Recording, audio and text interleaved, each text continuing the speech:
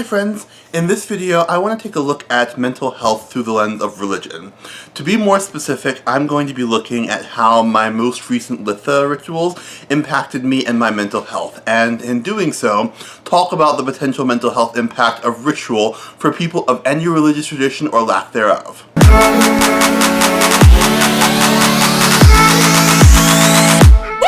Hello everyone, welcome back and happy Pride. My name is Madeline and here on this channel we make videos about LGBT issues and mental health. So if that sounds like your cup of tea, consider subscribing and consider supporting us on Patreon, links in the description. Before we get started, a quick reminder that there are two copies of this video on this channel. One with background music and one without. If you're looking for the one without music, you can click the card in the top right corner of your screen, or you can find the link in the description below. And now let's talk about rituals. In my personal opinion, everyone engages in ritual throughout their daily lives. Maybe your morning ritual is to take a shower, eat breakfast, brush your teeth, and head to work. Or maybe your mornings are always hectic, but you just sleep better when you go through your nighttime routine. If you bless your food every single time before you eat, that's a sort of ritual. If you wear sports paraphernalia while watching your favorite team play because you think it helps the team out, that's a type of ritual. And the national anthem that plays before that game, at least if you live in the US, that's a ritual too. Not all rituals are religious, and you can probably pinpoint at least one ritual that you engage in on a semi-regular basis. But last week I did celebrate a religious ritual and design another. They were for a pagan holiday called Litha, which honors the summer solstice, the very first day of summer and the longest day of the year. For my internship, I took a stab at writing a Litha service for a group setting, which was definitely a new and unique experience, and then I also designed a ritual for me to perform by myself. So I want to briefly go through what each of these rituals looked like for me, specifically focusing on their impact on my mental health, because ritual definitely has the potential to influence our mental health, and I think that deserves to be talked about more. So the first ritual that I composed was the group ritual, which was designed to be performed by maybe a dozen or more people. It could definitely be performed by way more than a dozen, but I don't think it would work with less than a dozen. And honestly, I wasn't sure what the ritual was going to be about when I started writing it. One of the things that I love about the Sabbats, the 8 primary pagan holidays, is that there are so many ways we can honor the turning of the wheel of the year and the changing of the seasons. But when I decided that this particular ritual would invite Apollo, the god of music and poetry, and Hestia, the goddess of the hearth and the home, I quickly decided that this ritual would be a family blessing, specifically focusing on families that have been impacted by the recent onslaught of anti-LGBT bills in legislatures across the US and around the world. Litha does take place during Pride Month after all. So the invocation read, "And now Hestia, goddess of the hearth and home, Apollo, god of the sun and of music and poetry, we wish to honor families of all sorts on this Litha evening," or whenever the ritual is taking place, "with music and dancing and celebration. We humbly request your presence on this day at this time as we strive towards a more just world, a world where we respect and cherish our differences and take pride in the fact that together we create a brilliant multicolored tapestry of diversity. Great goddess Hestia, great god Apollo, we hold this ritual in your names. Grace us with your presence, and give us strength to celebrate love and denounce hate in all its forms." And then the spell that followed it was, "O Hestia, Apollo, hear our prayer, that families round the world be held with care.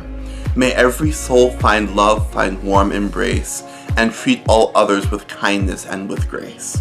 Following the spell, a collection of songs by LGBT artists was set to play, and the participants were invited to sing, dance, meditate, or do whatever felt most comfortable. So yeah, the ritual was decisively and intentionally queer. The entire ritual was a 13-step process, so I've only given you a quick glimpse into how the ritual was written, but I think you get the general gist of what it looks like. This ritual really impacted me and my mental health because it made me realize just how much I love creating rituals. When I was in high school, I was given the opportunity to preach at my Lutheran church for Youth Sunday, and I really loved it. Then a couple years back, when I started to get really serious about my pagan practice, I developed a ritual format that I'll talk about in a minute, and the whole process of creating something completely new that honors the divine was really something special. The best word I have to describe it is liberating. I felt more free knowing that I could work with the gods and raise energy and affect change in a way that felt right to me. As you might expect, becoming a leader and a minister within the pagan community looks a lot different than becoming a leader and a minister within the Christian community. I definitely think that being in divinity school is setting me on the right path to achieve that goal, but the program is very Christian oriented, so I'm honestly not sure. Still, it's my hope to one day gather people together and lead them through rituals like the one I just described to you, or like the Unitarian Universalist service I'll be creating over the next couple of weeks. I've definitely found that I love the process of creating rituals and services, and honestly, I think it's good for my overall mental health. The ritual that I actually ended up performing, however, was intense. A little bit of context for my usual ritual format. I usually decide on an intent before I create the ritual. I didn't this time for this ritual or the ritual I mentioned earlier, but generally speaking, I have a clear idea of what the ritual is going to look like before it starts, or at least I think I do. I often end up being surprised. Anyway, I'm digressing slightly. After I decide on an intent, or decide that I'm going to be surprised by where the ritual takes me, I draw 7 tarot cards, each corresponding to one of the 7 chakras. I mentioned in my altar video that I wasn't sure if working with chakras is a closed practice or not, and honestly I think it's time for me to retire that part of my ritual creation process. I can probably find another paradigm of 7 that isn't inextricably bound to a culture that I don't belong to. All that being said, I draw 7 tarot cards, look up the meaning of the card if I don't know it already, and then choose a song that I think fits the meaning or the vibe of the card. For example, the first card that I drew was The Hermit, which is about solitude but in a good way, unless it's in reverse if you read cards in reverse. And so I picked the song Lost by Elenium and Emily Brandt for that card. Most songs about solitude are complaining about loneliness and isolation, but this is the one song I know that's like, no, sometimes I'm better off lost. It's not the end of the world to be alone. So I do that for each of the 7 cards, then choose an opening and closing song that's entirely up to me, and then I create the playlist and, on the day of the Sabbath, invoke the gods I intend to work with. In this case, it was Dionysus, Ariadne, and Poseidon, and just move to the music. The goal is usually to receive a sort of vision, for lack of a better word. I dance myself into an altered state of consciousness and pay attention to the images and thoughts that pop up in my head. I only had one short vision, so I remained convinced throughout the ritual that I just wasn't super connected to the divine at that time. I've participated in rituals where the deity I wanted to work with just didn't show up, so not being super in tune wasn't the end of the world, especially since it had been a year since I did a proper ritual.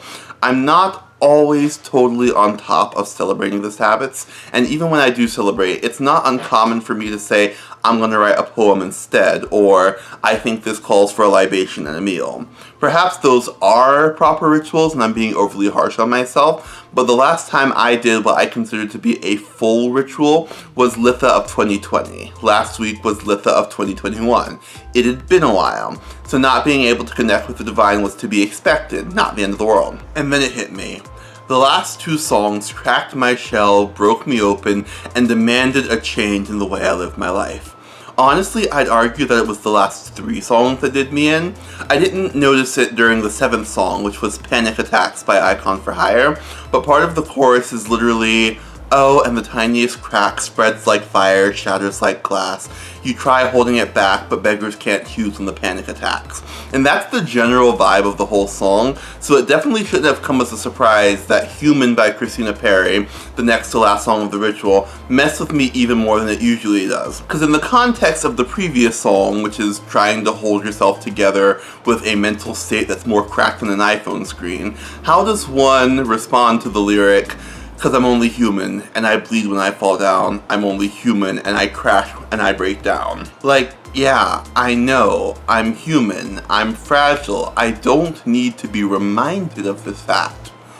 Or maybe I do, because I continually push myself harder than I'm physically or mentally capable of, and it's probably only a matter of time before I break. again. And then the song that followed it was All Eyes on Me by Bo Burnham. One thing that's important to know about me is that as a witch, I see myself as a protectress of the planet. Revering the earth is important to me. Environmentalism is important to me. But at the same time, I'm not the best at my job. I still use way more single-use plastics than I'd like. I probably waste more water than I should. I don't reach out to my representatives as often as I should, mainly because I often don't feel like my words reach them.